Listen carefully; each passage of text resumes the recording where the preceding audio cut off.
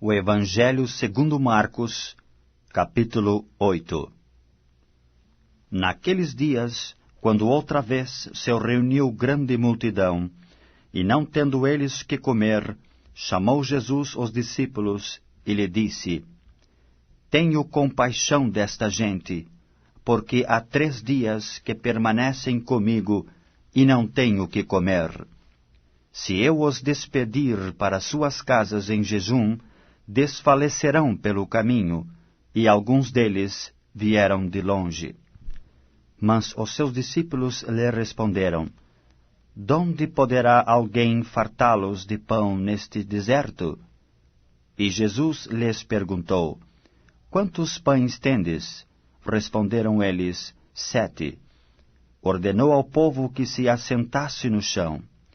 E tomando os 7 pães, partiu-os, após ter dado graças, e os deu a seus discípulos, para que estes os distribuíssem, repartindo entre o povo. Tinham também alguns peixinhos, e abençoando-os, mandou que estes igualmente fossem distribuídos. Comeram e se fartaram, e dos pedaços restantes recolheram 7 cestos. Eram cerca de 4.000 homens. Então Jesus os despediu. Logo a seguir, tendo embarcado juntamente com seus discípulos, partiu para as regiões de Dalmanuta. E saindo os fariseus, puseram-se a discutir com ele, e tentando-o, pediram-lhe um sinal do céu. Jesus, porém, arrancou do íntimo do seu espírito um gemido e disse: Por que pede esta geração um sinal? Em verdade vos digo que a esta geração não se lhe dará sinal algum. E deixando-os, tornou a embarcar e foi para o outro lado. Ora, aconteceu que eles se esqueceram de levar pães, e no barco não tinham consigo senão um só. Preveniu-os Jesus, dizendo: Vede, guardai-vos do fermento dos fariseus e do fermento de Herodes. E eles discorriam entre si: É que não temos pão. Jesus, percebendo-o, lhes perguntou: Por que discorreis sobre o não terdes pão?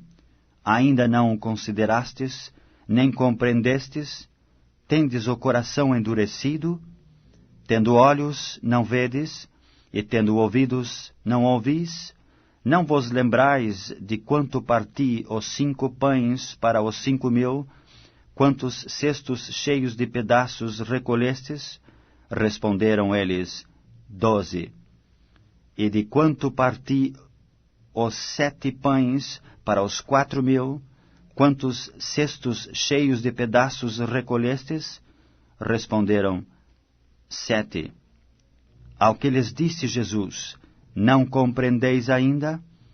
Então chegaram a Betsaida e lhe trouxeram um cego, rogando-lhe que o tocasse. Jesus, tomando o cego pela mão, levou-o para fora da aldeia, e aplicando-lhe saliva aos olhos, e impondo-lhe as mãos, perguntou-lhe: Vês alguma coisa? Este, recobrando a vista, respondeu: Vejo os homens, porque como árvores os vejo andando. Então novamente lhe pôs as mãos nos olhos, e ele, passando a ver claramente, ficou restabelecido, e tudo distinguia de modo perfeito. E mandou-o Jesus embora para casa, recomendando-lhe: Não entres na aldeia. Então Jesus e os seus discípulos partiram para as aldeias de Cesareia de Filipe, e no caminho perguntou-lhes: Quem dizem os homens que sou eu? E responderam: João Batista. Outros: Elias. Mas outros: algum dos profetas. Então lhes perguntou: Mas vós, quem dizeis que eu sou? Respondendo Pedro lhe disse: Tu és o Cristo. Advertiu-os Jesus de que a ninguém dissessem tal coisa a seu respeito.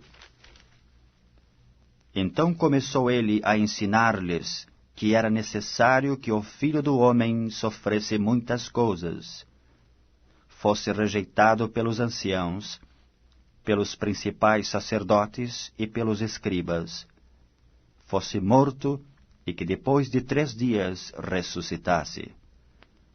E isto ele expunha claramente.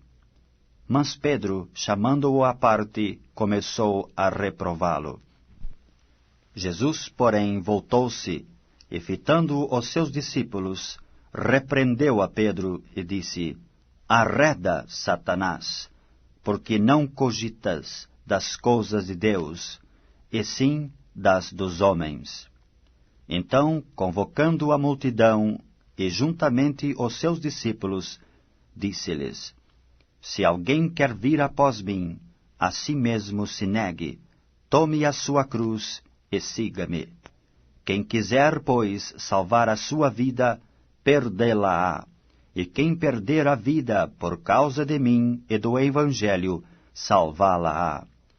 Que aproveita o homem ganhar o mundo inteiro e perder a sua alma? Porque qualquer que nesta geração adúltera e pecadora se envergonhar de mim e das minhas palavras, também o Filho do Homem se envergonhará dele, quando vier na glória de seu Pai com os santos anjos.